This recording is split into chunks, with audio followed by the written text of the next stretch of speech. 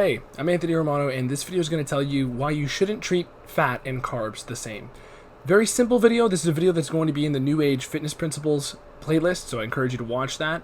But the main reason I'm making this video is because it's a lot more important than you might think, and a lot of people, when they're doing sort of flexible dieting and stuff like that, which, you know, has its place, but I'm much more in the keto camp, of course, if you've seen my other videos, doing keto for 9 years. The thing is, when you are having carbs included in your diet, because when I recommend keto, I say that everybody should do it for certain parts of the year, and it's up to you to decide how much you want to use it. When you are doing some sort of flexible diet, if that's what you want to do, you should not look at fat and carbs the exact same and treat them as if they're just total energy. A lot of people focus on their protein first and then fill up the rest of the macros with energy. You don't want to look at them that way because there's completely different hormonal responses that take place, okay? As I always say, you can look at things quantitatively as the total calories, total macros, total energy, total protein, but you also have to look at the hormonal effects of every food and the qualitative effects. So I'm going to explain this hopefully very briefly in this video, and if you like the video, that will make YouTube show my content to more people. That's all you have to do to help me out, and I encourage you to do it. Let's get into the video.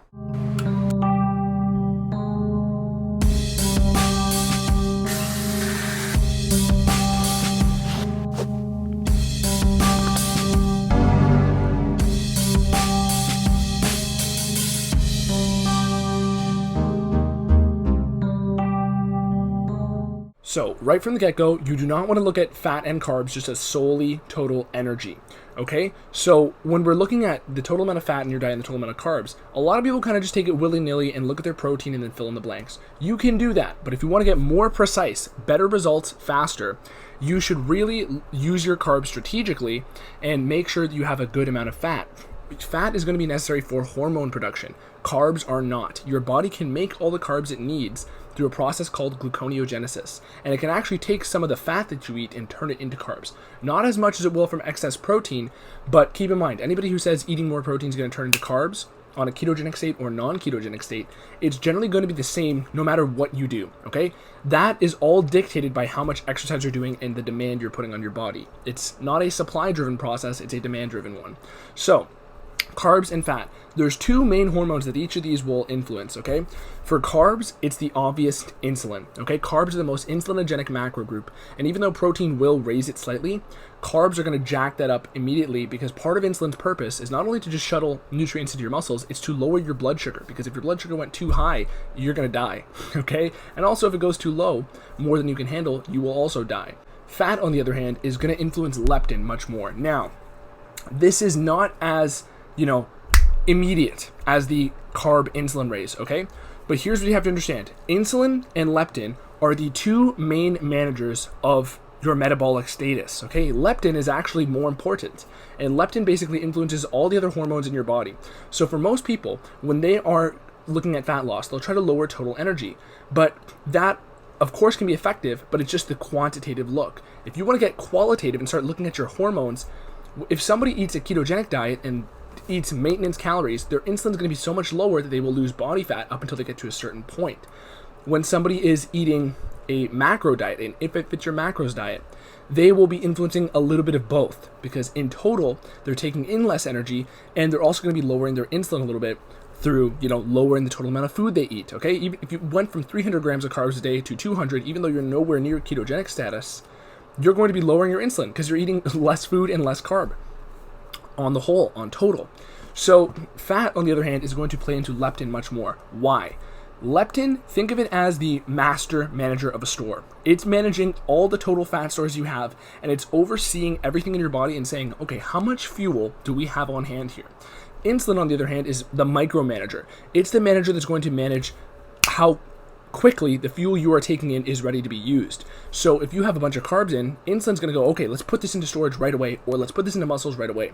Leptin, on the other hand, is looking over the whole store stock of all the body fat you have, all the fuel you have for future usage. And foods that are higher in caloric density are going to raise leptin more.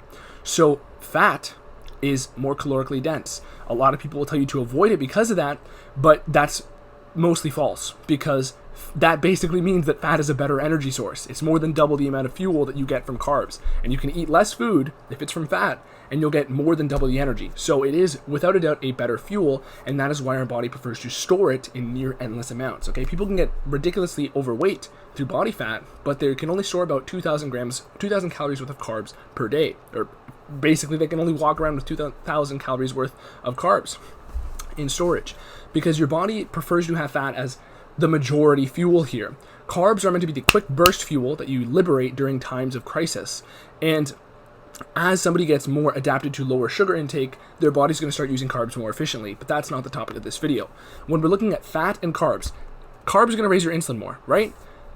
Fat is going to raise your leptin more in terms of individual 1 gram of each. They're both going to raise, as I just explained.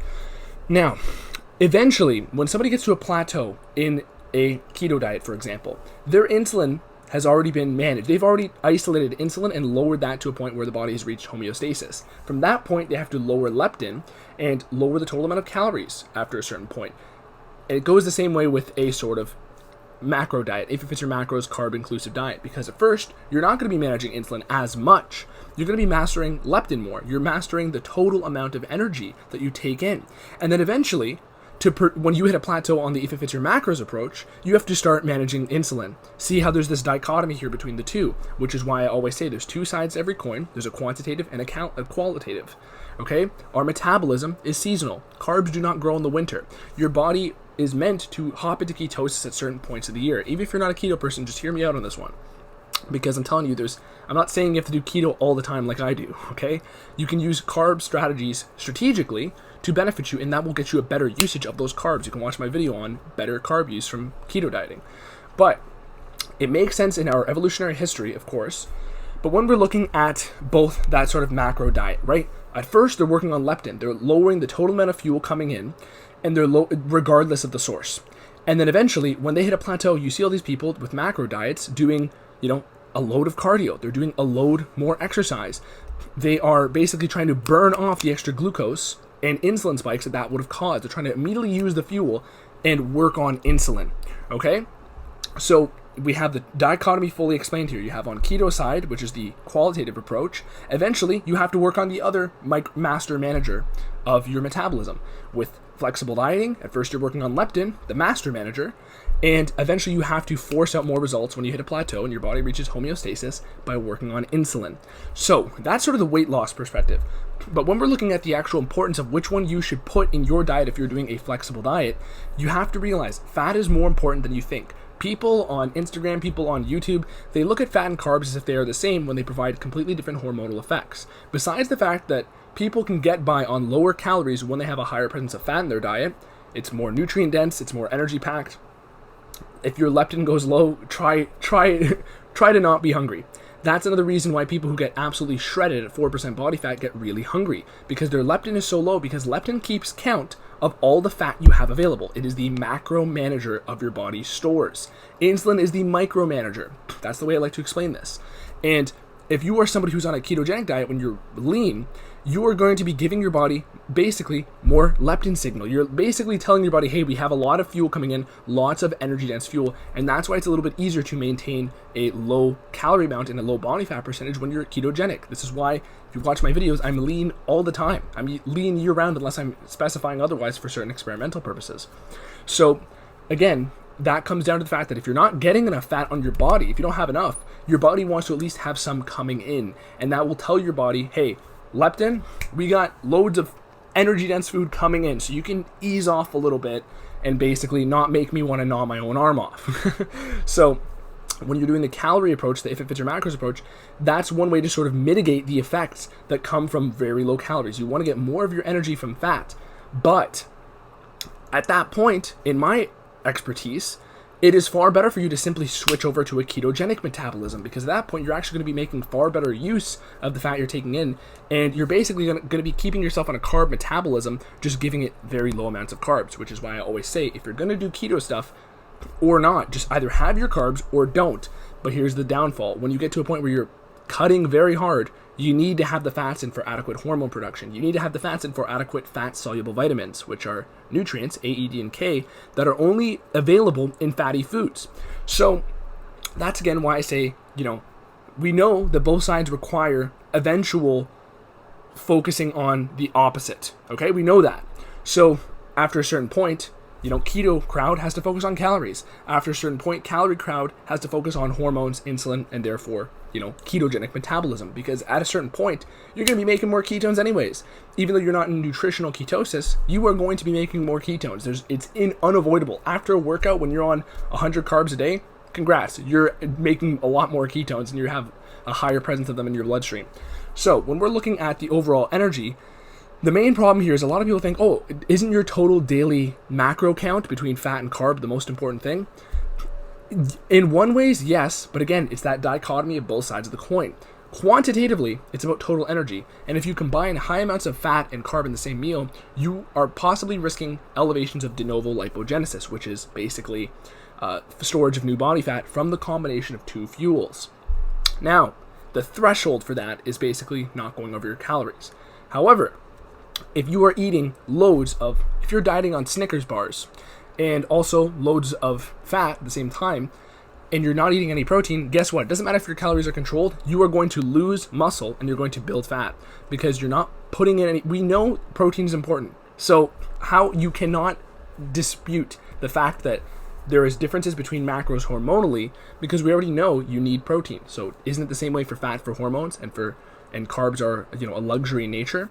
At the end of the day, the way you should distribute your fat and carbs is you should try to place your carbs before and after workouts to maximize the benefits. Fat should be stable. They should be throughout the day, relatively stable, and essentially you never want them to go too low because then you're going to experience some of these negative downfalls in terms of nutrient density and hormone production.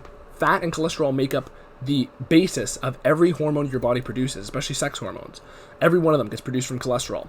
So you want to be very, conscious of this and start using the carbs strategically if you're going to use them, that is. Fat is the one thing that you cannot remove. So that's the problem with the main low-fat approach, which you don't want to do for extended periods of time if your calories are too low. Because if you're doing low fat and you're eating 5,000 calories a day, guess what? You're still eating more fat than the average person at 2,000 calories a day. So that would still be an adequate intake because there's a sort of big picture and the small picture. When we're talking to somebody who's very low calories, these carbs need to be used strategically. People will tell you that the only thing that matters is the total daily intake. But I'll tell you right now, the hormonal effects make a difference in the moment. And we know this from the mechanisms of how these things work. So even though the total amounts are the threshold for these things, they should not, it doesn't stop there. It's more sophisticated than simply the total daily quantity. It's about the timing and usage and the quality that you use these ingredients in. Okay? Hopefully this video explained to you some of the differences between carbs and fats. And if you are dieting very low calories, keep the fats stable and try to use the carbs more sparingly around the times that you need them. Of course, I recommend that you should try a keto approach after a certain point if you haven't already. But you have to make sure you do that properly because a lot of people have shitty advice on that and tell you to just crank up the fats, which is partially true, but keto just comes from the absence of carbs. And at a certain point of calorie dieting, you're going to need to do that anyway. So those are some of the differences. You don't want to combine large amounts of them together because that can raise de novo lipogenesis. And again, if your calories are controlled, you're good. But there are little nuances to this. Timing does matter hormonally, okay? If you slam a workout and then have a bunch of carbs, your body's going to use those carbs differently than if you didn't work out that day. There's no way to refute this. So I'm going to cut it off there. If you have any other questions, leave them down below. And besides that, follow me on Instagram, follow this YouTube page, and like the video. I'm Anthony Romano. Peace.